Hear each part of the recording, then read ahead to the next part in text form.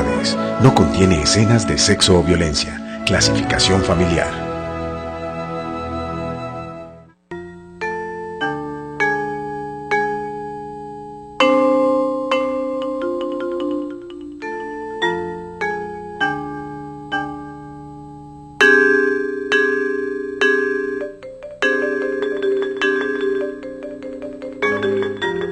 Muy buenas noches. Han pasado ya 2 semanas desde que la Corte Internacional de Justicia de La Haya falló sobre el diferendo entre Colombia y Nicaragua, fallo que le quita a Colombia, creo que no se han puesto de acuerdo todavía las cifras, pero cerca de 70.000 kilómetros cuadrados de áreas marinas.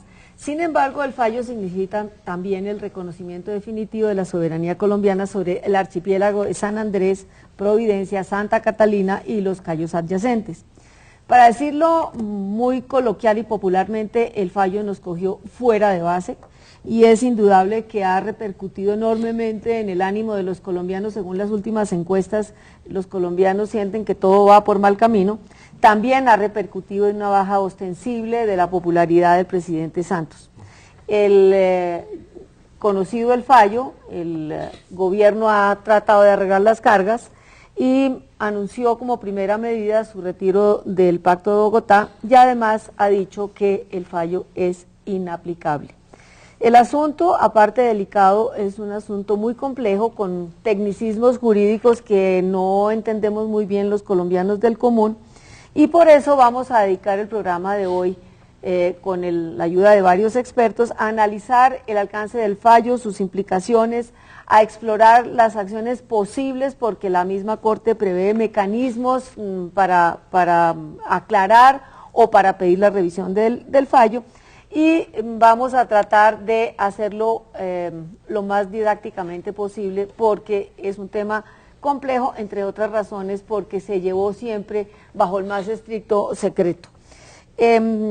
Nos acompañan como de costumbre, está Antonio Caballero que me ayuda en la conducción del debate y tenemos a los siguientes expertos con nosotros, el profesor Carlos Salgar, que ha tenido cargos diplomáticos en Guatemala y Honduras, es docente de la Universidad Externado de Colombia, experto en seguridad nacional y defensa.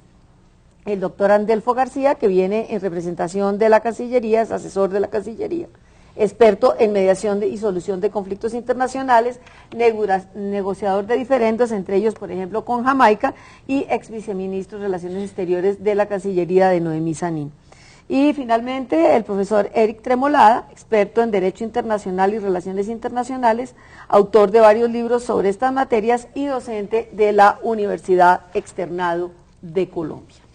Así, sin más preámbulos, vamos a ir directo al grano y quiero pedirles a cada uno de ustedes que me haga como una visión general o como sienten su posición sobre este problema, este diferendo que les tocó a varios gobiernos, que fue durante el gobierno de Pastrana que se admitió que la Corte interviniera en la delimitación de las áreas marinas y las implicaciones que ha tenido todo este lío del cual no hemos salido. Entonces, Antonio, quisiera empezar con usted para que, sí, pues no voy a hablar de los efectos diplomáticos del fallo. El fallo es inapelable, nos han repetido muchas veces y efectivamente si Colombia aceptó la autoridad de la Corte de La Haya la tiene que reconocer.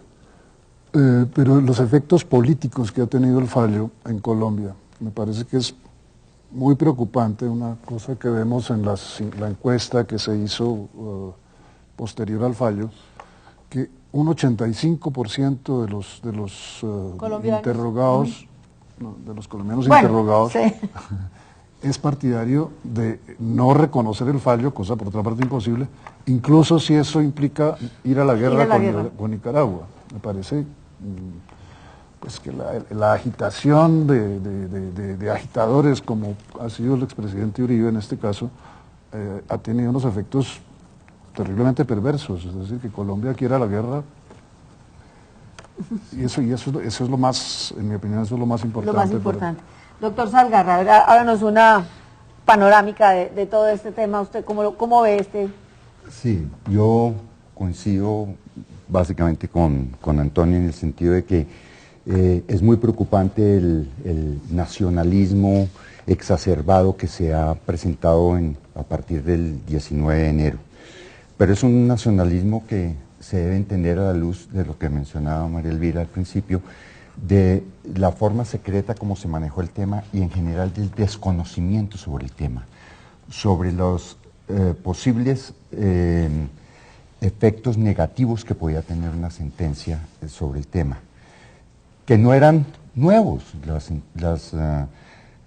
que se podía tener una sentencia negativa era absolutamente claro desde el momento en que nos llevaron a la Corte. Cuando Nicaragua presenta su demanda, el único que tenía algo que perder era Colombia. Claro. Y en el año 2007, cuando la Corte emite su fallo a las excepciones preliminares, en una locución que hizo el presidente Álvaro Uribe esa noche del fallo, pues él hace un compendio de las ventajas que fue ese fallo del 2007, en el sentido de que se reconoció la soberanía sobre San Andrés, Providencia y Santa Catalina a la luz del Pacto de Bogotá, o sea, para siempre. Pero no le dejaron claro al país en ese momento que quedaba por definir lo más crucial del tema, que era la soberanía, un límite marítimo y la soberanía sobre los demás cayos, que se daba por descontado que iba a fallarse a favor por la tema que se llama efectividades, que no vamos a entrar en tecnicismos jurídicos, pero que se llama efectividades y que Colombia tenía suficientes títulos para demostrar esas efectividades. Digamos, para empezar, ahí fallaron en decirnos, bueno, nos reconocen la soberanía sobre San Andrés, Providencia y Santa Catalina, pero la Corte se reserva el derecho de trazar la línea para definir áreas marinas. Digamos que sí se dijo, pero se dijo muy poquito. Muy poquito. Se dijo muy poquito. No se enfatizó. Y bueno, eso lleva al desconocimiento y mucha gente estaba convencida que en el 2007 se había terminado el caso. No, y que todo estaba tan perfecto. Que todo estaba absolutamente perfecto. Entonces, jugar con el desconocimiento de la gente genera una ola de nacionalismo como la que estamos viviendo hoy. Nacionalismo trasnochado, ¿no? Porque de San Andrés no nos preocupamos sino para ir a pasar vacaciones o en el 50 y pico para ir a traer contrabando. Doctor Tremolada, cuéntenos usted cómo ve las cosas. Bueno, yo resumo primero. En el 2001, cuando nos demandaron, crónica de una muerte anunciada, perdíamos. Y era evidente que perdíamos porque toda la estrategia colombiana estaba basada en el famoso Tratado de Esguerra-Bárcenas. El Tratado de Esguerra-Bárcenas... Aclaremos...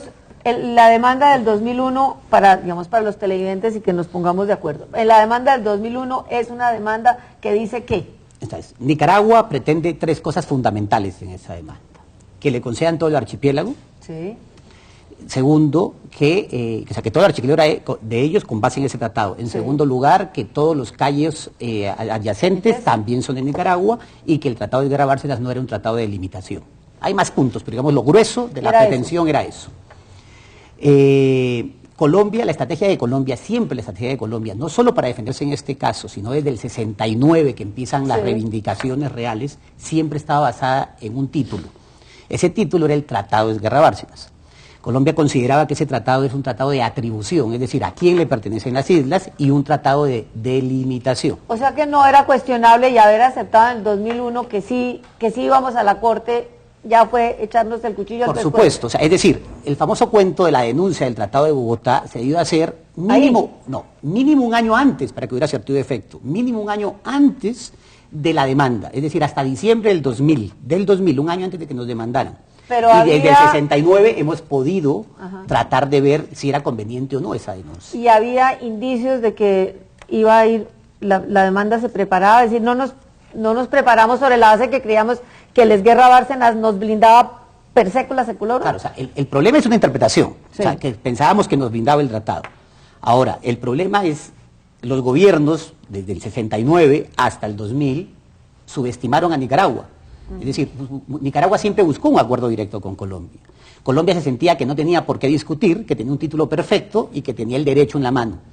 Y nunca pensó en serio que lo iba a demandar. Hasta diciembre... Hasta que nos demandaron. Claro, no, pero en el 99... Esa demanda era obligatorio aceptarla. Sí, era absolutamente obligatorio ir, por dos razones. Una, el acto unilateral que en el 37 Colombia hace a la Corte reconociendo su competencia, por un lado, y por el otro, por el propio Tratado de Bogotá. El Tratado de Bogotá es un tratado de solución pacífica de controversias jurisdiccionales. Bueno, primero directas, y si no se van por las fórmulas directas, tocaría irse por las jurisdiccionales cuando dos Estados miembros que lo hayan ratificado tienen una controversia posterior a la suscripción del tratado.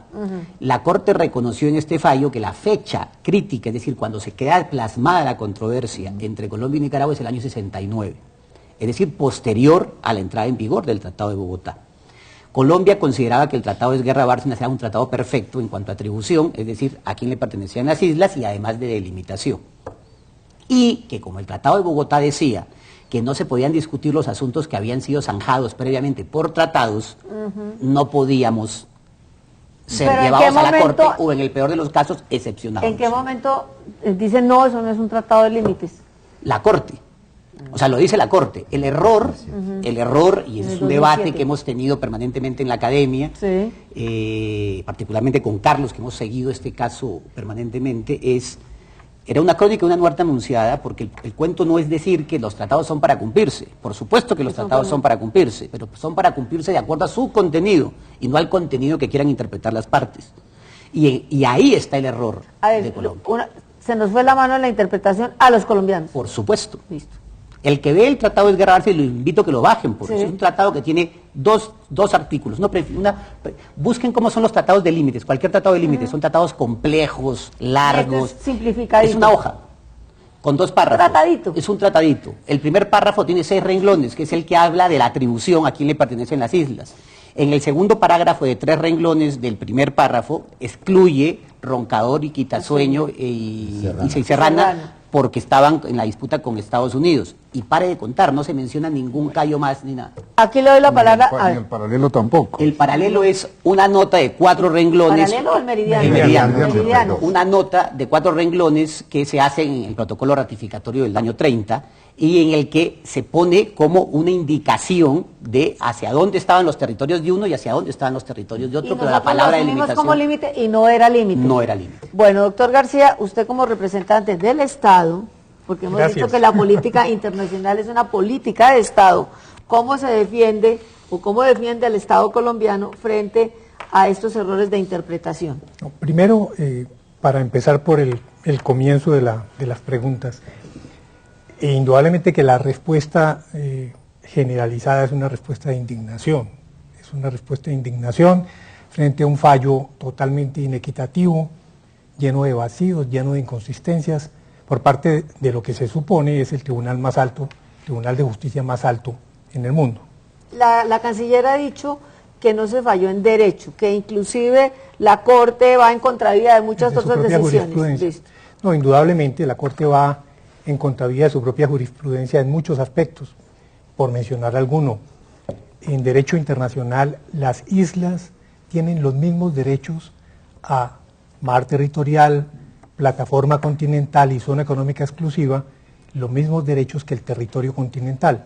Sin embargo, en el momento de hacer la delimitación, la Corte le recortó a San Andrés en el sur y en el sureste y a Providencia en el norte y el noreste sus espacios oceánicos de una manera caprichosa para poder sacar avante su tesis, su análisis de proporcionalidad, es decir, la Corte siempre en todas las delimitaciones ha mirado que haya una proporción, en el pasado lo hizo, entre la longitud de las costas de las partes y las áreas que se le reconocen a cada uno. Pero dicen que aquí la Corte no falló bajo el principio de la proporcionalidad, sino bajo el principio de la equidad, que era un poco lo que lo escogió fuera de base, ¿o no? Sí, la proporcionalidad, lo que pasa es que la propia Corte ha dicho que no es una operación matemática, es decir, que da tantos kilómetros cuadrados.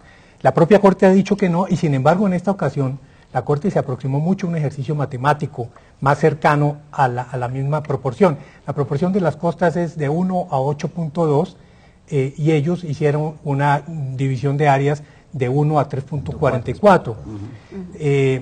Y se apartó de su jurisprudencia en casos similares, en el caso Libia-Malta, por ejemplo, entre Libia y Malta, o en el caso de Jan Mayen, en que estaban delimitando entre Noruega y Dinamarca, y la Corte sí hizo un procedimiento de ajuste, primero tras una línea media, y luego la ajustó de acuerdo con el criterio de proporcionalidad. En este caso, la Corte hizo realmente un exabrupto porque no solamente recortó los espacios de las islas a los que tiene derecho y a los que, aparte del fallo, reconoce que tienen derechos en todas direcciones, dice la propia Corte, esta misma Corte en su propio fallo. Y sin embargo, en el momento de trazar la línea, usa un esquema inédito en su jurisprudencia anterior y, por otra parte, enclava a dos islas colombianas, dos cayos realmente, pero que son importantes. ¿Hay a Quitasueño y Serrana. ¿Hay antecedentes de enclaves? Sí, las Islas Channel, por ejemplo, frente a la costa francesa. Pero yo discrepo hoy con el doctor Andelfo. De eso se trata, discutir. Discrepo con el doctor Andelfo, además que lo respeto y he sido discípulo del doctor Andelfo, pero discrepo por lo siguiente. Si recordamos, que además es la primera vez que vemos un fallo por televisión de la Corte Internacional de Justicia, la Corte empieza a aplicar todos los principios de la jurisprudencia tal cual uno a uno. Primero, tiene que determinar de quiénes son los territorios. Los derechos de mar solo surgen a partir del territorio. Si no está establecido el territorio, no hay derecho de mar. Entonces empieza a especificar cada una de las presentaciones y los cayos. Se concentra fundamentalmente en Quitasueño por la famosa discusión si era tierra emergida o no para ser sujeta a soberanía territorial. Cuando soluciona eso, dice, vamos a empezar ahora a delimitar, a demarcar, a decir cuánta franja de agua adyacente le corresponde a cada una de las... Y aplica la línea media, como bien lo dijo el doctor Andelfo. Y en toda la jurisprudencia, e incluso en la Convención del Derecho del Mar, que reconoce derecho consuetudinario, es decir, costumbre, que nos están aplicando a nosotros, siempre lo que se ha dicho es, se aplica la línea media y por circunstancias relevantes o especiales, en este caso la desproporcionalidad de las costas, la costa oriental nicaragüense tiene 530 y algo más kilómetros, y todos los cayos que le reconoce a Colombia, contado las islas principales, suman 65. De ahí sale la proporción de 8-2. ¿Qué hace la Corte? Empieza la línea media y empieza a sesgar, o sea, va haciendo curvas. Hace una línea primero paralela al meridiano 82, a la altura de Quitasueño, la fue metiendo hacia el oriente. Y luego la fue haciendo la proporción. ¿Por qué hace esa proporción? Esa proporción está basada en lo siguiente, que la costa colombiana, hay poco más de 400 millas desde la costa continental colombiana a las islas. Y de San Andrés a Nicaragua hay 70 millas. Entonces, ¿cómo le vamos a aplicar línea? Si le aplicamos línea media exacta, la pretensión colombiana era imposible que pudiera prosperar. O sea, casi que estamos condenando que usted está a Nicaragua a tener con el menos criterio de mar la de Corte. Totalmente de acuerdo, el fallo es absolutamente en derecho. Pero ese fallo, que es absolutamente en derecho, lo puede corregir la misma Corte. Podría En la corregir. interpretación yo no Pero diría si corregirlo, yo no diría corregirlo, diría matizarlo en la interpretación. Modularlo, como dicen ahora. Modularlo. A ver, sí, la Corte establece dos posibilidades para revisión, una de interpretación y una de revisión. En el caso de interpretación, una de las partes puede recurrir y decir, vea, hay cosas que seguramente es lo que el equipo que conformó el gobierno debe estar estudiando, es cómo solicita la interpretación frente a lo que ha mencionado Andelfo de algunos vacíos que se pueden haber presentado o algunas incongruencias con respecto a otras a jurisprudencia anterior. El problema es que la jurisprudencia anterior puede ser citada, pero no es obligatoria, porque la misma Corte dice que la jurisprudencia, los fallos son para cada caso específico. Entonces, ellos pueden apartarse de su jurisprudencia tranquilamente porque ellos dicen es que es para cada caso concreto. Aplican el derecho en concreto que las partes aporten al caso. Al caso. Entonces, interpretación, ahí se corre un riesgo. Un riesgo de que le digan... Eso es lo que están estudiando los expertos, si piden aclaración o piden revisión. Lo que pasa es que la revisión implica que se tiene que demostrar un hecho nuevo, un hecho sobreviviente, absolutamente nuevo, desconocido en el momento del proceso y que hubiese cambiado radicalmente la forma como se hizo el fallo. Que es muy arriesgado irnos por ese camino, diría usted. No es que sea arriesgado, es que encontrar el hecho nuevo, no sé, me parece... Pero frente a la pregunta de Antonio, pero la interpretación creo que debe hacerse, creo que esos recursos deben agotarse. Para que quedemos tranquilos. Para que quedemos tranquilos, así sea que nos digan, se lo interpreto, tome plastilina y yo le muestro por qué fue que perdió. Y listo. Pero hay que hacer todos los procedimientos, hay que cumplir. El gobierno tiene, indudablemente, la tarea del gobierno es agotar todos los recursos. Es decir, sería imperdonable para el gobierno que frente a un fallo de esta naturaleza no haga absolutamente nada. El gobierno tiene que intentar los recursos, puede intentar el de interpretación, puede intentar el de revisión, puede intentarlos ambos. No ha habido muchos, no ha habido muchos casos de interpretación y revisión. Recuerdo uno, Livia Túnez, por ejemplo, que es un caso en que había varias cosas, había revisión, había interpretación y había solicitud de corrección de error. De manera que antecedentes hay. Indudablemente, como decía Carlos, el Estatuto de la Corte es muy exigente en cuanto a los requisitos que deben llenarse particularmente para la revisión, porque para la interpretación basta que haya una disparidad de criterios en cuanto a cómo se aplica el fallo, cuáles son los alcances y cómo se interpreta la sentencia, que ese es otro de los puntos que tiene en su haber como tarea el grupo de abogados que seleccionó el gobierno para apoyar en esta etapa. Y es precisamente, primero que todo, hacer una interpretación oficial del fallo. Es decir, en este momento, en la academia, en los medios de comunicación, desde diferentes ángulos se ha estudiado, lo hemos leído, tenemos distintas opiniones, pero es bueno que ese ejercicio colectivo de este grupo de abogados pueda presentar primero una interpretación oficial, ¿no? Y que se mida exactamente los alcances de todas y cada una de los vértices del fallo. Que para discutir sobre esa interpretación oficial. Parte del trabajo del grupo de abogados sí es el de buscar y explorar las alternativas de revisión e interpretación del fallo. Perdón, un momento. Según he visto y leído, en el equipo del gobierno no hay sino 2 internacionalistas. Es un grupo realmente son abogados de diferentes especialidades. Hay 2 de Derecho Internacional Público, hay uno de Derecho Internacional Privado, hay constitucionalistas, porque esto también tiene un ingrediente otras miradas constitucional importante. No, porque es que el fallo tiene que finalmente incorporarse de alguna manera a la Constitución, porque se está modificando el artículo 101 de la Constitución, y esto implica una decisión no solamente política, sino jurídica, bueno, y el Congreso, y constitucional muy compleja. Cuando hablan de inaplicabilidad o inejecutabilidad, tiene que ver con eso, que tiene que pasar por el Congreso, y el Congreso le ha dicho que no lo va a aprobar. El problema de eso es, y de hecho eso es digamos, los que hemos seguido este caso permanentemente, y esa era una de las tareas que hemos buscado desde la Academia con Carlos, era hacer ver que lo que hay que aprender aquí es de la experiencia. O sea, acá más que buscar cabezas de turco, hay que aprender de la experiencia. Y la experiencia es que si el error, a nuestro juicio, en la academia, es una interpretación, esa interpretación se pudo haber evitado si se hubiera hecho una discusión abierta. Entonces la idea... Ustedes tienen un gran reparo sobre el grado de reserva y de secretismo, en que se llevó la negociación. Pero todo eso se refiere al pasado. Por eso, pero para el futuro también es más que importante, porque por eso nosotros poníamos y aclarábamos que las explicaciones, la posibilidad de la experiencia hacia futuro. ¿Cuál era el problema? Cualquier fallo hubiera sido mínimo lo que hubiéramos perdido o mucho. El problema que teníamos es que en principio se nos iban a cambiar los límites. Y Colombia es uno de los países, en Latinoamérica eso es muy común, los latinoamericanos a constitucionalizar sus fronteras.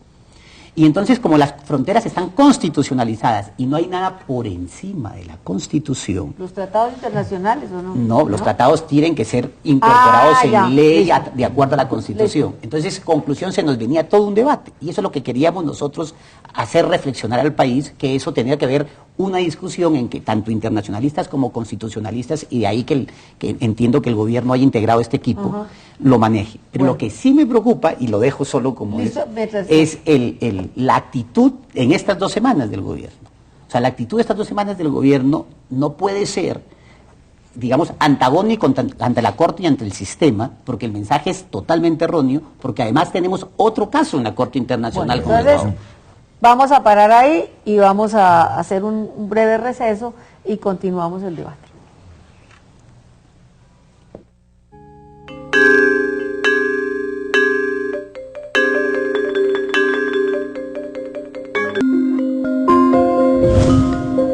Ya volvemos con Las Claves.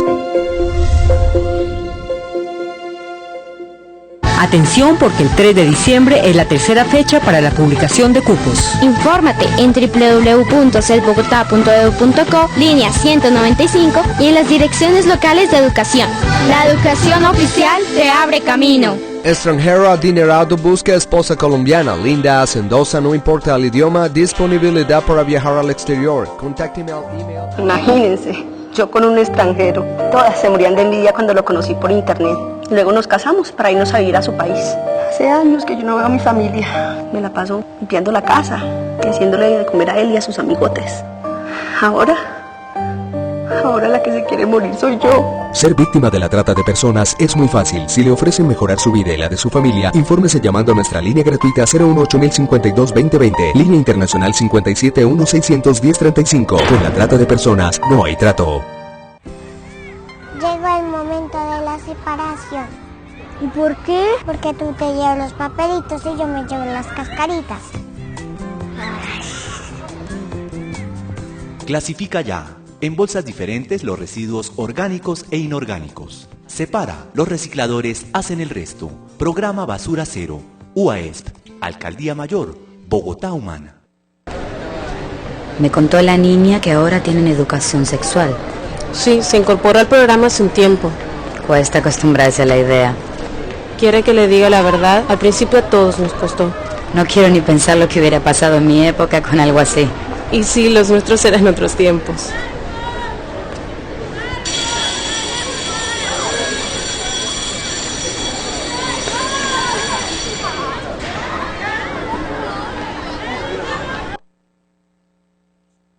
Canal Capital. Televisión más humana. Cuando ahora agua la podrás utilizar, dejando todo limpio sin ninguna enfermedad. También podrás sembrar y energía generar. Cuidar el medio ambiente de un incendio forestal. Ahorra, almacena y cuida. Es tiempo de sequía. Únete al ciclo de la vida.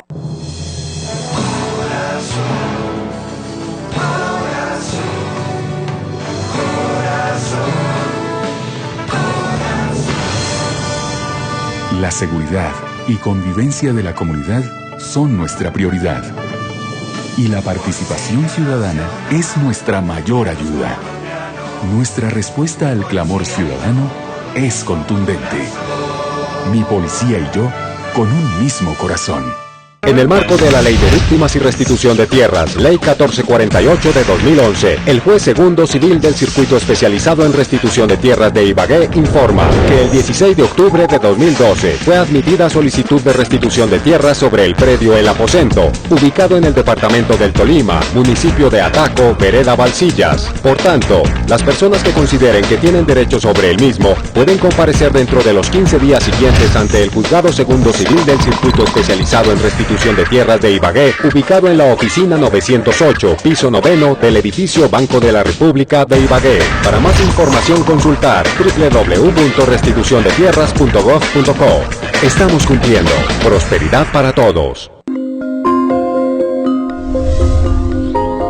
Siga con nosotros en Las Claves.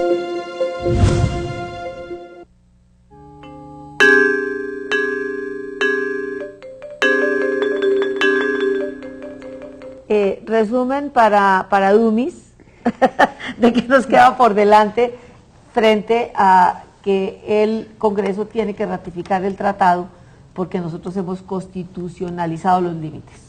Entonces, dos cosas rapidísimas. Listo. Imposible no aplicarlo. Y menos no aplicarlo alegando problemas de derecho constitucional o problemas de derecho interno. Eso hay así de jurisprudencia, la obligación internacional existe y hay que asumirla. ¿Y si el Congreso no lo aprueba por igual, mismo? O sea, podría demandarnos Nicaragua por la inaplicabilidad durante este año, pese a que el Tratado de Bogotá está denunciado porque todavía no surte efectos. ¿Y eso nos manda al Consejo de Seguridad? ¿Ellos pueden mandar? Nos manda o al Consejo o nos manda a la Corte nuevamente. Listo. Bueno. Hay una cosa adicional que quizás vale la pena mencionar. Sí.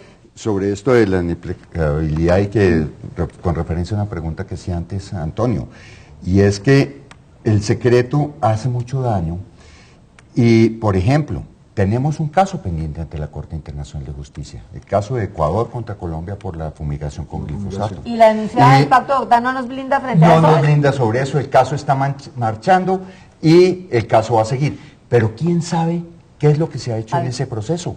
¿Tiene la respuesta, doctor Andelfo? ¿Qué No, estamos haciendo? ¿O le verdad, tienen prohibido hablar? No, en absoluto, en absoluto. La verdad es que la denuncia del Pacto de Bogotá no afecta para nada el procedimiento que está en curso con Ecuador. Ese es un tema aparte, sobre el tema de las fumigaciones, que está en la última etapa realmente del proceso, y es un caso totalmente distinto y separado, indudablemente.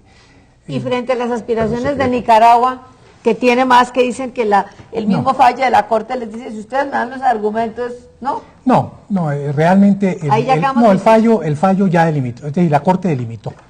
La Corte es más, se pronunció sobre la aspiración de Nicaragua a una plataforma continental extendida, que era indudablemente una aspiración extrema de Nicaragua, y la Corte ya desestimó, digámoslo así, exacto. Y luego entra a hacer la delimitación. Ya hecha la delimitación, la hizo sobre unos parámetros que son distintos a la reclamación de la plataforma extendida que tenía Nicaragua. Bueno, hemos, después del fallo, rasgado de vestiduras, todo el mundo llora por San Andrés cuando nunca nos habíamos fijado en San Andrés, ni los mismos gobiernos les prometen todo y nunca hacen nada.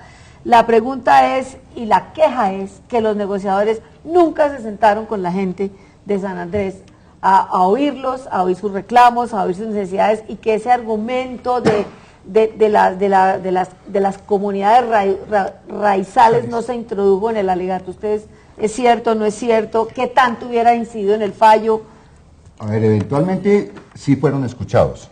Creo que fueron escuchados básicamente al principio, cuando se puso la demanda y se hicieron algunas gestiones, y han sido escuchados intermitentemente. Seguramente el doctor Andelfo tiene más información sobre eso. Ellos se quejan de varias cosas. Uno, no estaban representados dentro del equipo de defensa de Colombia.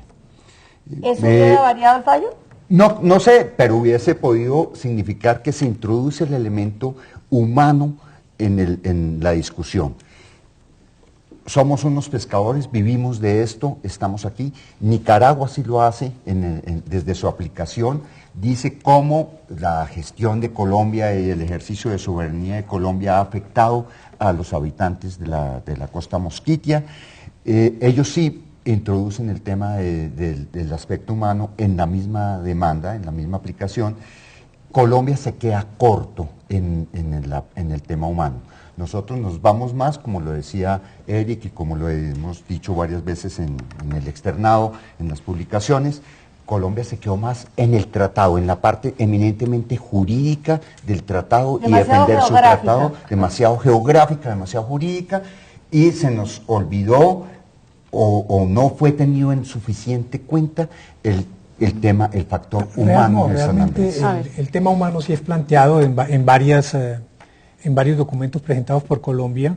Inclusive en el cierre, en la parte oral de las audiencias en la intervención de la gente hay una mención del tema humano, y sobre todo para recordarle a la Corte que aquí no estamos hablando en ese momento, no estamos hablando de 7 cayos deshabitados, estamos hablando de 80.000 seres humanos que viven de la pesca y del entorno. Además también se planteó el tema de la reserva de la biosfera. Entonces, evidentemente la Corte no tuvo en cuenta, si uno mira, cuando miró la parte de circunstancias relevantes para la delimitación, no tuvo en cuenta el tema del acceso a los recursos naturales, ni el tema de la protección ambiental, que son dos temas gruesos y dos temas básicos. Es que no los tuvo en cuenta la Corte, no hay manera de que los vuelva a Pero tener en bueno, cuenta. yo un interrogante para ustedes los que saben de cosas internacionales. Hay en juego la famosa reserva de biosfera Seaflower, que es una de las segunda o tercera del mundo, es declarada patrimonio por la UNESCO. La pregunta, el hecho de ser vinculada, de ser declarada patrimonio por la UNESCO, biosfera, quedó la mitad de Nicaragua, y la que es vinculante para obligar a Nicaragua que no pueda explotar petróleo y reventar esos corales ahí. La actividad de explotación es una actividad lícita, siempre y cuando garanticen el impacto ambiental. Eso lo pueden hacer perfectamente. Pero digamos, nosotros ya logramos que en San Andrés no se explotara, digamos, alrededor no se explotara petróleo. Supuesto. Eso obliga, por ser de la UNESCO, a la Nicaragua. Pero no lo obliga. Lo limita porque además la reserva está concebida como un sistema interconectado. O sea, el tema ambiental... Sí, eso no puede ser que aquí sí y aquí no. No importa dónde tracen las líneas, la unidad de los Eso ecosistemas lo limita, existe. pero no lo impide. No lo impide. No, además porque al integrarse la Nicaragua a una zona económica y una plataforma se le están dando unos derechos de exploración y explotación. Pero indudablemente sí hay una gran limitante para el manejo del área. Tiene que cuidar el área de la biosfera. Mira la paradoja, En todo caso, eso no corresponde a Colombia. Solo la mitad. Digo, no le corresponde a Colombia vigilar que Nicaragua cumpla con su Bueno, pero Colombia sí va a estar... básicamente, a la comunidad internacional. Tengamos en cuenta que esos son aguas internacionales con exclusividad de explotación de recursos de Nicaragua. Entonces, digamos, la comunidad internacional en su conjunto puede... Es otro equívoco. Es decir, en el imaginario, Colombia perdió mar territorial. Colombia no perdió mar territorial, ni un milímetro. Porque todos los cayos y las islas quedaron para Colombia. Con su mar territorial. Con su mar territorial. Lo que sí hizo la Corte fue asignar unas áreas de plataforma y zona económica a Nicaragua, donde hay unos derechos para fines económicos. Pero, por ejemplo, la interdicción de los delitos globales con el narcotráfico se sigue haciendo, es para todos los efectos, como dice Eric, aguas internacionales.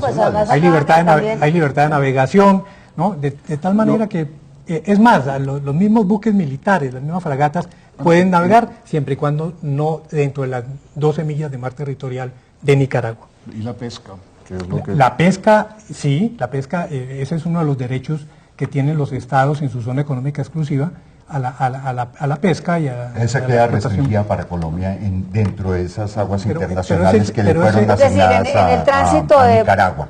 Para los cayos hay una franja que no puede. Por ejemplo, es uno de los pueden temas, circular pero libre, no pescar. no explotar, exactamente. No explotar, pueden pescar en las 12 millas de los Cayos o en las 12 millas de arriba de Providencia y San Andrés, pero en el canal ese que nos atravesaron no. En el espacio entre el enclave y el mar colombiano, el mar de explotación colombiano, no. Sí, ese es el paso inocente, pero no se puede explotar. No, el paso inocente es a través del mar territorial, pero indudablemente que hay un equívoco frente a eso.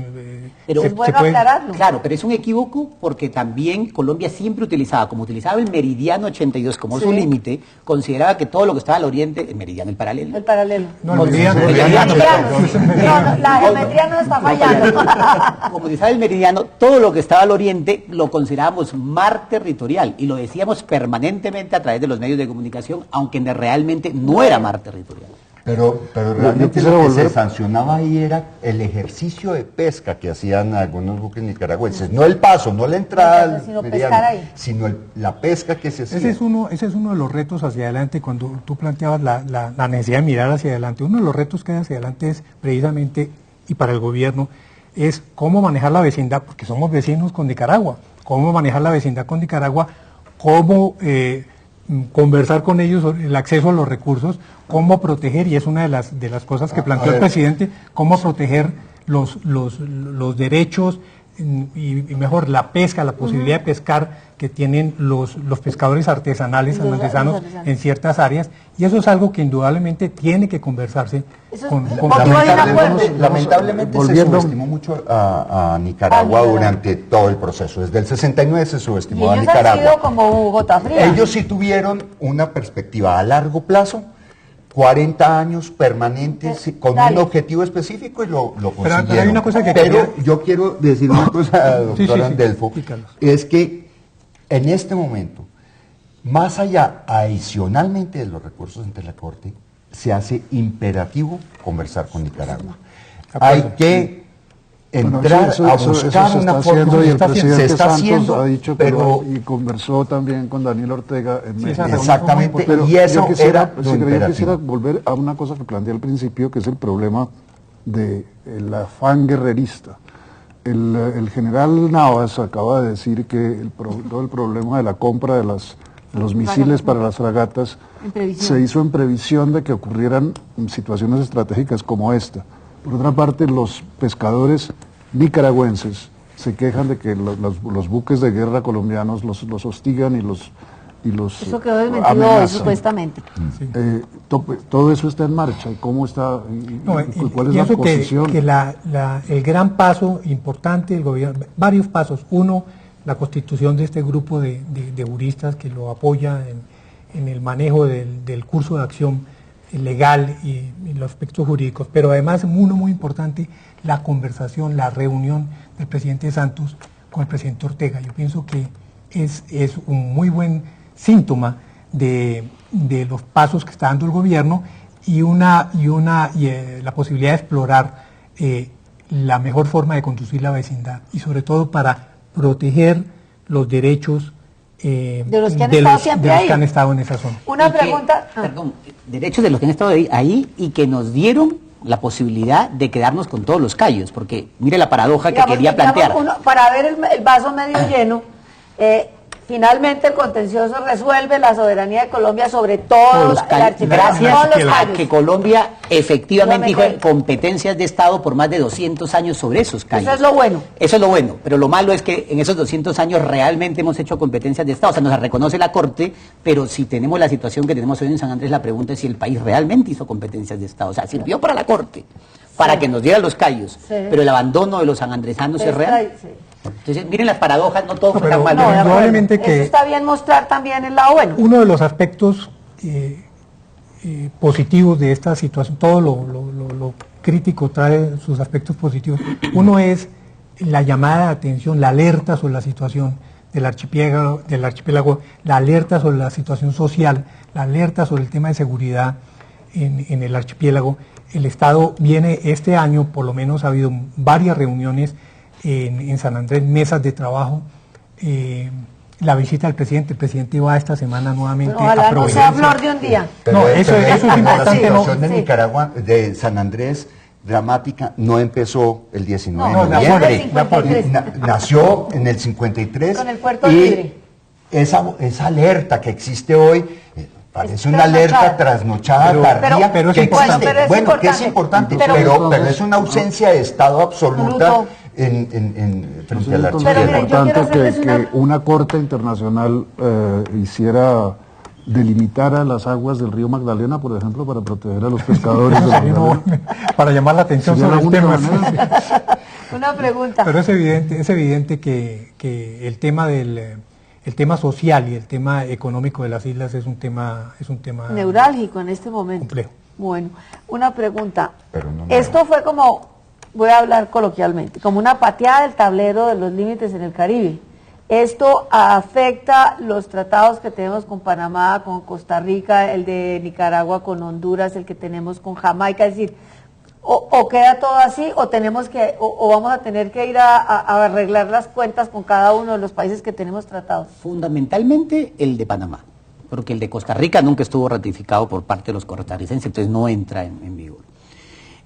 Pero entonces ahí también hay que tener en cuenta por qué la Corte pudo llegar a pronunciarse, por qué la Corte no aceptó, por ejemplo, a Honduras y a Costa Rica como tercero interviniente en el proceso, que muchos alegan que eso fue un vicio terrible el proceso. No, precisamente porque la Corte entendía que Colombia ilegítimamente había hecho tratados sobre aguas que no le correspondían. No, pero la Corte no podía decir eso antes del fallo. Claro, no lo podía decir antes del fallo, claro. Pero precisamente si los acepta. Precisamente eso que plantea Eric es muy relevante. ¿Por qué? Porque lo que es extraño es, la Corte le dice a Honduras y a Costa Rica, no intervengan, que sus derechos están protegidos. Y sucede que lo que hizo fue todo lo contrario. Colocó en tela de juicio esos tratados que presuntamente estaban protegidos. La línea que trazó la Corte, sobre todo los paralelos que trazó para encerrar el área, indudablemente que van en contravía con los tratados. Yo no diría que afecta lo de Jamaica directamente, pero sí afecta indudablemente lo de Panamá y por supuesto crea una nueva situación en el área con Costa Rica, indudablemente. Sí, aunque nosotros quedaríamos básicamente excluidos de cualquier delimitación con Costa Rica, pero sí le genera a Costa Rica un problema con Nicaragua. En esa zona que nunca quedó claramente delimitada con Colombia. La Corte no solamente no resuelve el tema entre Colombia y Nicaragua, sino que genera dificultades y problemas hacia el futuro en todo el vecindario. Entre otras cosas, algunos de los jueces en sus propias explicaciones de voto, declaraciones, creo que fueron contradictorias contra el voto general. Muchos de ellos dicen esto sería terrible porque desbarataría el orden jurídico de la región, y eso fue lo que hizo. Lo mismo que el tema de los enclaves. La propia Corte, léanse el párrafo 230 de la sentencia, la propia Corte dice, si llegáramos a enclavar los cayos o las islas, estaríamos generando un problema gravísimo para el manejo integral del área. Y lo que hace es enclavar a Roncador y Cerro. Esas son las contradicciones y las no diría falencias. que son, se refiere, o sea, enclave, y la explicación hace, cuando enclava los dos que enclava, lo hace por la distancia que hay entre las islas principales. Pero digamos, ahí el criterio es, a ver, es aséptico, ¿cómo lo calificaríamos? Frío, indiferente frente a la gente que vive ahí o la gente que vive. Yo creo que sí, en ese sentido sí creo que es frío. O sea, digamos, el derecho, famosa esta máxima del dura lex ex lex, es más o menos la misma lógica que va a aplicar la Corte aquí. Aplica derecho, el derecho que las partes le demuestran. No importa quién se lleve por medio. Y con respecto a que no garantizaban los derechos, digamos, de Costa Rica o de Honduras, sí. O sea, yo ahí sí discrepo nuevamente con el doctor Andelfo, y discrepo porque dice, o sea, los garantiza en términos de las franjas de agua adyacente territoriales que les corresponde, porque de entrada no está desconociendo que nosotros hubiéramos tenido límites con Nicaragua que nos hubieran permitido hacer límites con los demás. Esa es parte de la discusión. Entonces, si seguimos pensando que nosotros teníamos la posibilidad de hacer límites con todos los países del Caribe, porque el Meridiano 82 era nuestro límite, que evidentemente no lo era, toda nuestra estrategia jurídica se nos desbarata. No, porque si miras, por ejemplo, cómo fueron las delimitaciones con esos países, todas se hicieron desde el archipiélago. Si uno mira el tratado con Panamá, por ejemplo, el tratado con Panamá tiene dos aspectos. Uno delimita las costas, los litorales, y otro es una delimitación entre el litoral panameño y los cayos colombianos y las islas. Por eso tiene esa forma de escalera. Por supuesto, pero sin reconocer las aguas, sin conocer los territorios nicaragüenses. ¿Cómo? O sea, sin reconocer la proyección de Nicaragua. Aquí había una circunstancia en que había costas enfrentadas entre el archipiélago y Panamá. Y eso fue, y eso quedó registrado. ¿Va a tocar rectificar con Panamá? Seguramente toca. Ese es uno de los temas que hay que... Y eso lo están mirando los expertos. Lo está mirando el grupo de abogados. Jamaica, ¿dice usted que queda tal cual? Sí, yo creo que Jamaica, además, frente a Jamaica, el fallo tiene un aspecto pues importante, y es el reconocimiento de la soberanía sobre Serranía y Bajo Nuevo. Antonio. Pero todo esto es dando por hecho que el Congreso va a dar su brazo a torcer y va a aceptar... No, ese es otro tema que indudablemente tiene que ver con la aplicación del fallo. ¿Cómo ven ese? O sea, indiscutiblemente el Congreso tendrá que dar la razón. O sea, Colombia no puede convertirse en un país pari. O sea, uno no puede alegar las dificultades de derecho interno para no aplicar el derecho internacional. Hay así de jurisprudencia y práctica internacional en ese sentido. Entonces, estos serían como pataleas de ahogado mientras tanto. Por supuesto. Yo creo que tarde o temprano. Lamentablemente lo que yo creo aquí es que se está buscando ganar tiempo y que alguien termine asumiendo el espacio político para que otro asuma el costo político. Dentro de lo cual entra lo que mencionaba Antonio del militarismo, ¿no? Que es aprovechar las circunstancias nacionalistas, esa exacerbación que existe, ese chauvinismo que existe actualmente en el país, para retomar algunas banderas y hablar con unos términos que a algunos sectores de la población le encantan, del militarismo y que... hablar de una guerra porque es que nosotros somos más grandes y más poderosos, eso es el absurdo, eso cabe en unas mentes muy... Por eso tan importante la reunión del presidente Santos y el presidente Ortega, yo pienso que un poco colocan la cosa en su justa proporción. El país sí tiene que entender mejor qué fue lo que pasó, y ir decantando y asimilándolo, y esto no se soluciona con misiles, esto no es un tema de guerra. De guerra ya estamos hasta aquí. Suficiente hemos tenido de guerras internas como para venirnos a meter. El país puede reflexionar para decantar esos ánimos. Si lo están incendiando. Exactamente, si lo seguimos incendiando diciendo que el enemigo es la Corte, que esos jueces dejan mucho que desear, que vamos a demandar ante la Corte Interamericana de Derechos Humanos. No, ¿para qué recurrimos? O sea, ustedes saben, ¿para qué aceptamos? Ustedes saben que desde 1932 Colombia aceptó la competencia de la Corte, y en el 37 la volvió a aceptar, y en el 48 la volvió a aceptar en el Pacto de Bogotá, y en el 68 cuando ratificó el pacto la volvió a aceptar, porque Colombia siempre creyó que eso era el camino para la solución pacífica de controversias. Lo que dice usted, ahora, tenemos que aceptarlo porque ya lo aceptamos. Una cosa en la discusión, podemos tener discrepancias en la discusión jurídica de cómo aplicaron el fallo. Pero en todo caso el fallo hay que acatarlo, hay que presumir que el fallo, por lo menos hay que presumir que el fallo es en derecho. Pero no podemos salir a desestimar que la Corte, hay congresistas en Colombia que han dicho que hay intereses. Hay muchos vacíos en el... No, pero es que estamos buscando la Corte por nuestras propias debilidades. Entonces, como nosotros tenemos una creencia de que la Corte Corte es una puerta giratoria de favores y de cosas. Entonces juzgamos a la Corte Internacional de esa misma manera. Y yo creo que hay un fallo error muy también. pobre, el fallo de verdad es muy pobre. Si uno revisa la jurisprudencia de la Corte en fallos anteriores, indudablemente que encuentra uno un trabajo más elaborado jurídico. En este definitivamente, por hacer los cálculos de proporcionalidad, se inventaron un verdadero esperpento, creando un semillero de pleitos en la región y, entre otras cosas, por primera vez, enclavando islas que están a más de 100 millas del litoral. Una cosa es el canal inglés o de la Mancha, donde las costas son más cercanas, ¿no? Otra cosa es islas de un archipiélago oceánico. Es que eso no tiene precedentes. Bueno, yo eso no sé, pero sé que hay en la inquietud de muchos colombianos el diferendo con Venezuela. Entonces, hay... A ver, don Carlos. A ver. No, a ver, el problema con Venezuela es que Venezuela básicamente para sus reclamaciones limítrofes nunca ha aceptado la jurisdicción de ningún tribunal internacional. Entonces ahí tiene que ser bilateral. Nosotros tenemos un tratado que es el Tratado del 39, que nos implicaría una negociación directa y básicamente lo que Venezuela siempre ha alegado es que eso hace parte de sus aguas interiores y bahía histórica y todos estos bueno, pero temas. Digamos, para tranquilizar pero statu quo, existe con Venezuela un statu quo y cualquier forma de arreglo con Venezuela implica un arreglo directo o eventualmente un tribunal de arbitramiento creado por los dos.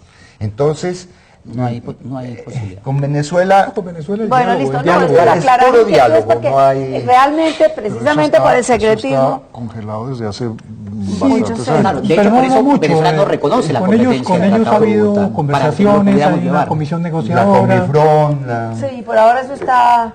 Hay un statu quo y que se ha renovado en diferentes oportunidades. Todo esto es para tranquilizar a los que no saben que Venezuela no está en el Pacto de Bogotá, que en fin, que lo de Venezuela es harina de otro costal.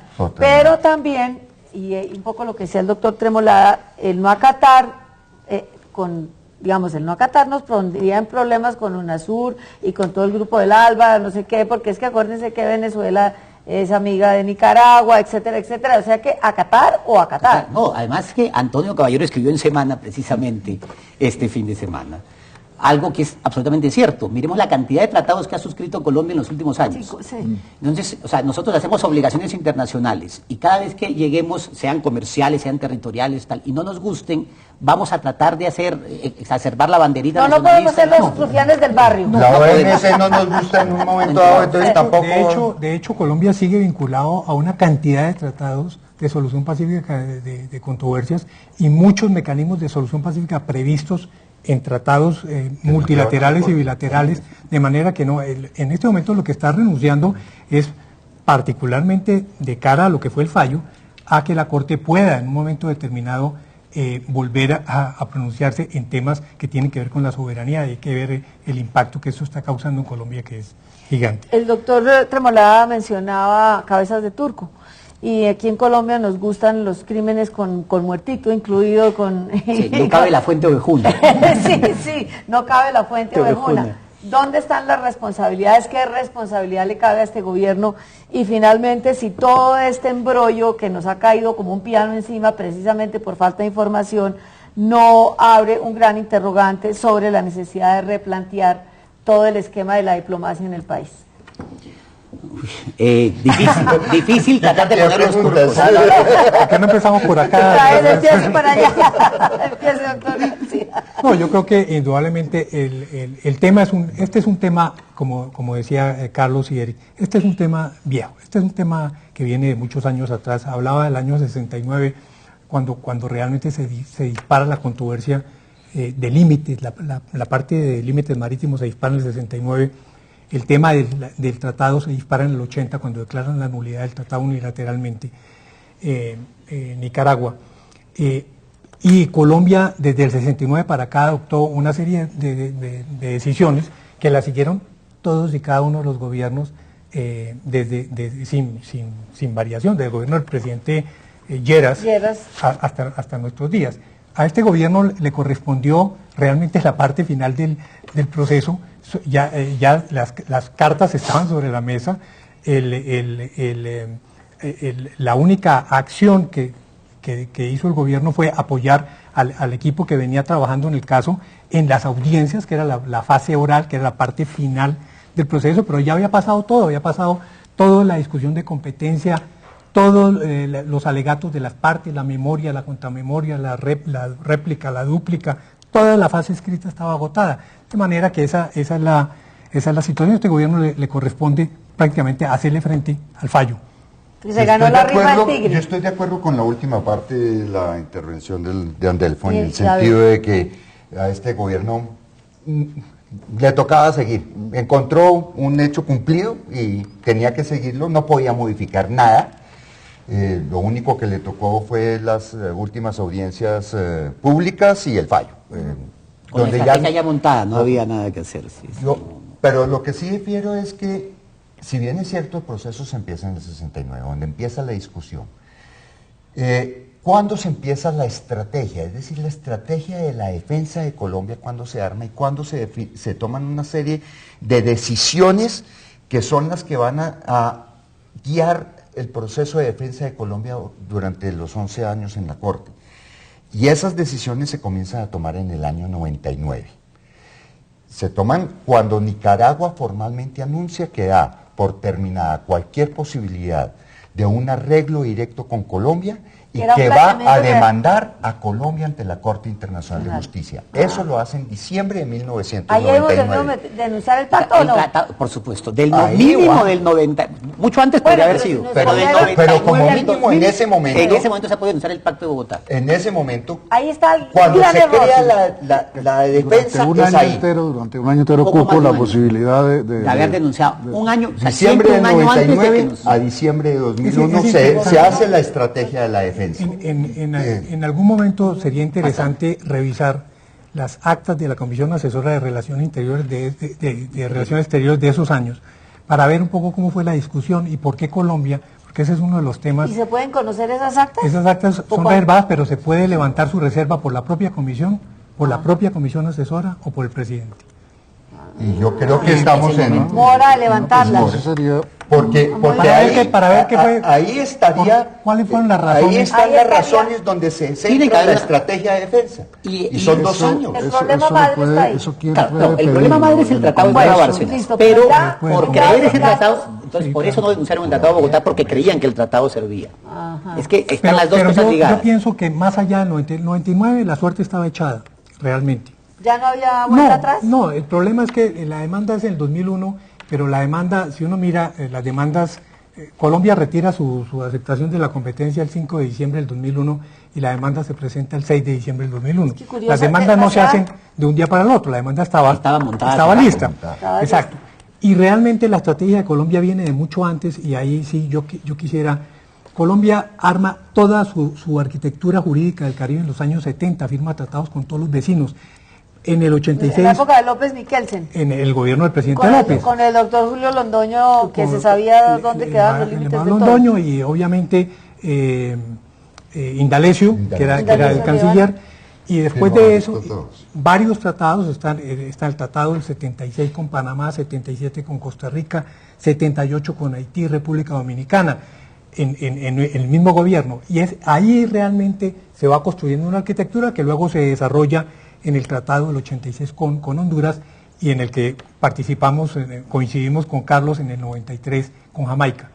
Todo eso hacía parte de una misma orientación del Estado, de construcción de una arquitectura jurídica en el Caribe.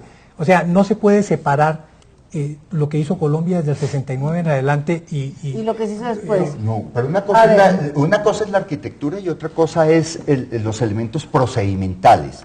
Y yo creo que es en esos elementos procedimentales donde la estrategia se hace desde el en el 95, cuando hay una pequeña reunión que nunca llega a nada, y que Colombia pide unos conceptos internacionales para precisar, donde nos advierten Nicaragua que nunca cuidado. quiso negociar. Nicaragua nunca quiso negociar. Entre otras cosas porque Nicaragua partía del hecho de que el Tratado de Guerra Barcelona era nulo e inválido desde 1980. Pero por lo menos no delimitaba el tratado. Ahí estuvo la prepotencia colombiana, con todo respeto. O sea, si Colombia no aseguraba que el tratado era definitivo, podía entrar a negociar, pero no entró a negociar. Entonces ahora denunciamos el Tratado de Bogotá porque no nos pueden hacer los límites por tratado. Pero durante los 32 años que Nicaragua lo reivindicó, nunca quisimos negociar con ellos. No, ellos no quisieron negociar. No, yo eso sí lo discuto porque ellos eran los que buscaban Estamos confundiendo más las cosas en vez de aclararlas.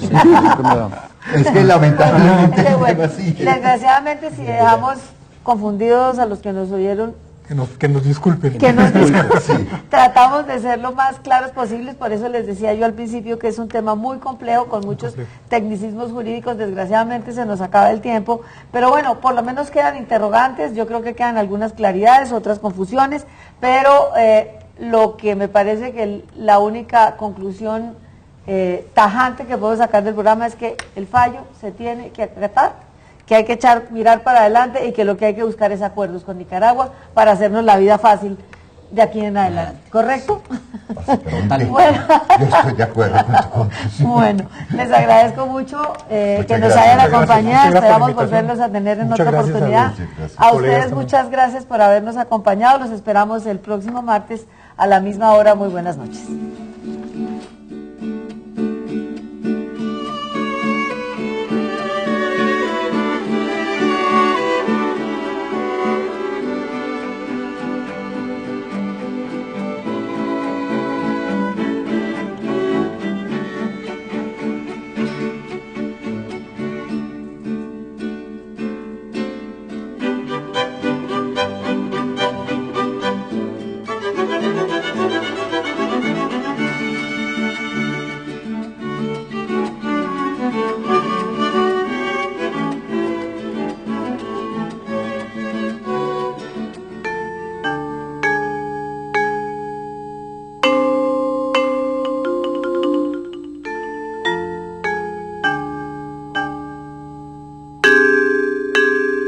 El siguiente programa es para todas las edades. No contiene escenas de sexo o violencia. Clasificación familiar.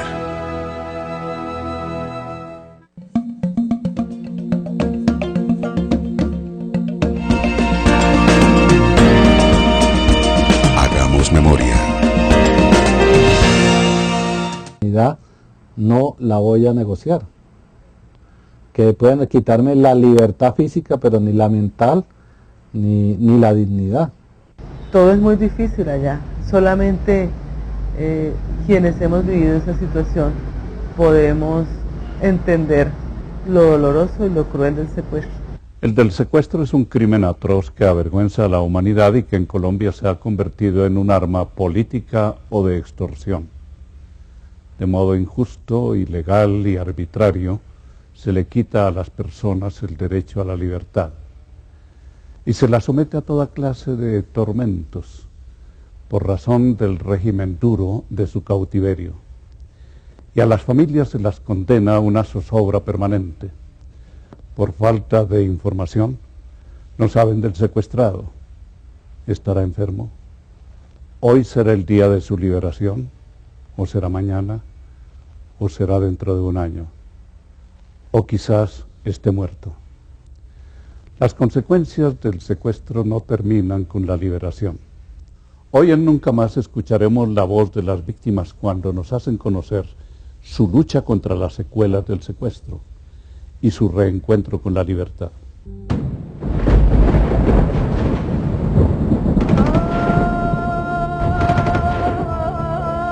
Lo torturaron y lo mataron.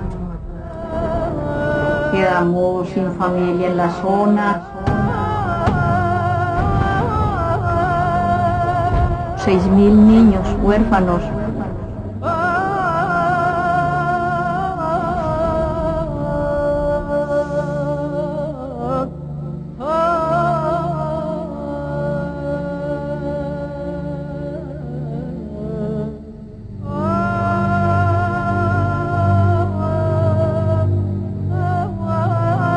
Nunca más.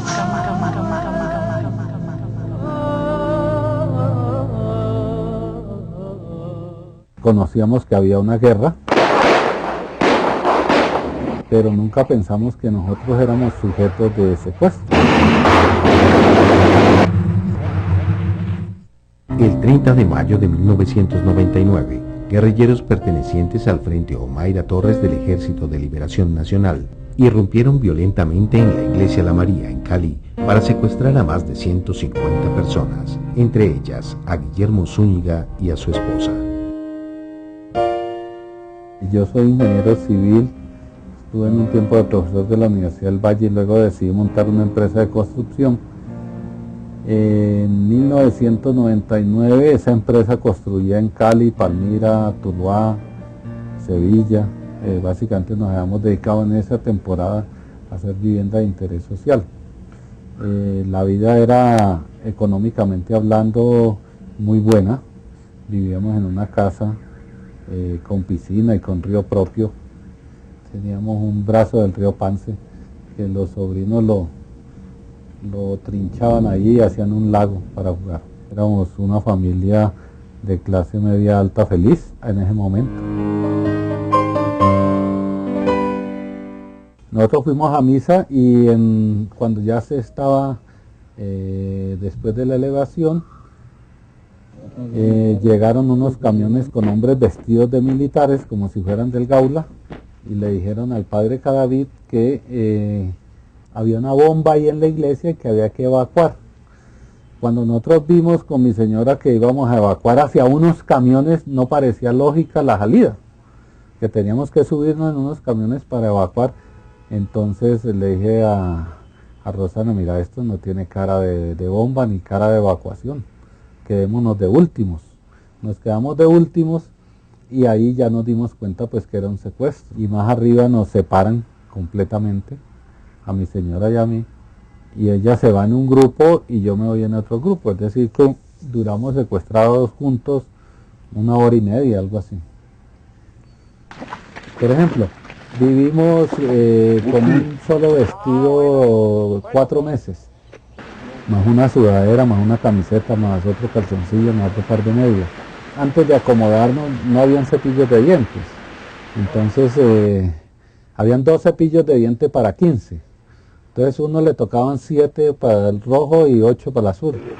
Entonces comienza uno a valorar como las cosas básicas de la vida. Uno cuando está secuestrado lo que más extraña es la familia, la esposa, los amigos, indiscutiblemente, y la libertad. La salida pues se da después de llegar a un acuerdo y luego mi señora, después de haber cumplido el acuerdo, pues demora casi 2 meses en salir. 4 meses estuve secuestrado y mi señora casi 6 meses. Pero si regresas de un secuestro, todo el mundo se da cuenta que no tenés dinero, que el dinero se evaporó en ese proceso. Perdemos los socios, porque ¿quién se nos acerca? Los bancos no nos prestan plata porque no somos sujetos de crédito. Nuestras cosas las tenemos que vender baratas porque a lo mejor las tiene fichada la guerrilla. A nosotros en particular se nos cayeron todos los proyectos y la compañía la tuvimos que cerrar. Yo luché durante casi 2 años por mantenerla a flote, pero hasta que un día fue uno imposible y se decidió cerrar la compañía. Yo estoy aquí desde el 2005, es decir, llevo 4 años ya, y en 4 años hemos estado separados. Ella tiene un trabajo allá en Cali, a Dios gracias, y yo me vine para acá. Primero a tomarle distancia como a los problemas porque no los había podido terminar de resolver, y segundo a buscar un nuevo futuro. A nivel individual y a nivel familiar hay muchos daños en términos psicológicos, en términos morales, en términos laborales, en términos económicos, en términos de aislamiento social. Muchas veces hay tanta impotencia que la persona se deprime, entonces no puede volver a funcionar laboralmente. Yo me siento como complacido y orgulloso de algunos amigos que tengo, y uno de ellos me dijo en el 2005, Guillermo, me va a trabajar en una compañía de gerente, una compañía importante, y quiero que cojas la oficina. Y me dijo, yo la pago, la sostengo y mira qué puedes hacer. Entonces Yo era un desplazado en Bogotá, sin dinero, pero con una oficina en uno de los sitios exclusivos de Bogotá. Cuando yo llego a Bogotá tenía deudas por 1.400 millones de pesos. Entonces la gente decía, pues no, arranque de cero. Entonces yo le decía, sí, yo arranqué de menos 2.000 después del secuestro, ya he pagado como 600 millones, pues no cash, sino haciendo operaciones de entrega de cosas. Y cuando llegué tenía 1.400 millones de deuda, hoy tengo 600 millones todavía de deudas, entonces la gente todavía no llegaba a cero. Entonces me río de la situación porque es paradójico, ¿no? Porque yo andaba en Transmilenio, ¿sí? Vivía en los apartamentos o casas de los amigos, literalmente arrimado. Y yo todos los días almorzaba en el correntazo más barato que hay en la zona.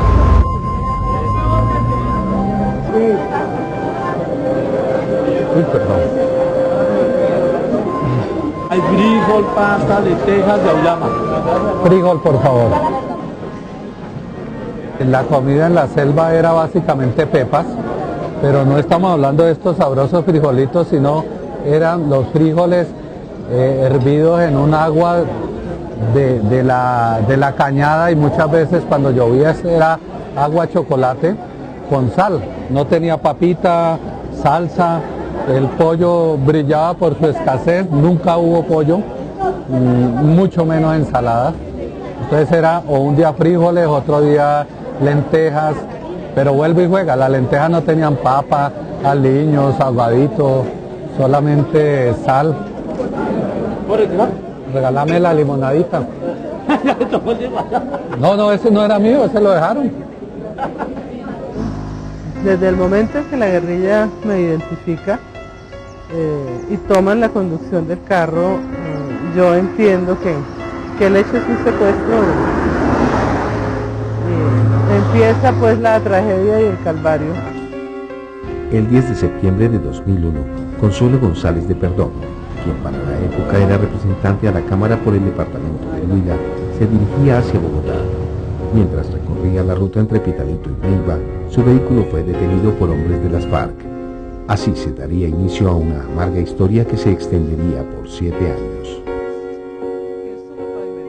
La notificación que me hicieron en la FARC a los 2 días de mi secuestro era de que estaba allí por pertenecer a la clase política del país. Fue una notificación dolorosa, pero indiscutiblemente la asimilé y dije, pues fue una decisión que tomé muy particular, muy colectiva pues con el pueblo, y si este es el costo, pues tengo que asumirlo y tratar de hacer todo el esfuerzo para sobrevivir y resistir. Los primeros días son terribles, el desconcierto, la angustia, el dolor, el miedo, ¿no? Son tantos factores que lo acompañan a uno, que no haya uno a cuál de estos ponerles toda la atención.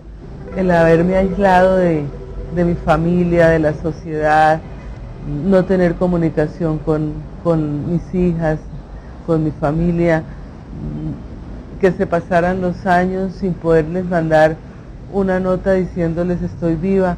Todo eso me angustiaba muchísimo, me producía dolor, me producía rabia, y al mismo tiempo pues sabía que estaba enfrentada a la mayor de las impotencias que pueda sentir el ser humano. Sufrí mucho cuando me enteré de la muerte de mi esposo, porque sabía que las hijas estaban sufriendo muchísimo y que estaban solas, porque así estuvieran rodeadas de familia y de amigos, indiscutiblemente que si hubiéramos estado las tres, nos hubiéramos fortalecido las tres y hubiéramos estado las tres enfrentando ese momento de dolor. Son las paradojas de la vida, ¿no? Una persona muy querida muere, pero al mismo tiempo diría yo como que se nos compensa esa pérdida de esa vida con la llegada de María Juliana. Los pollitos dicen pío, pío, pío, cuando tienen hambre, cuando tienen frío, generó un nuevo hecho para seguir resistiendo y para sobrevivir.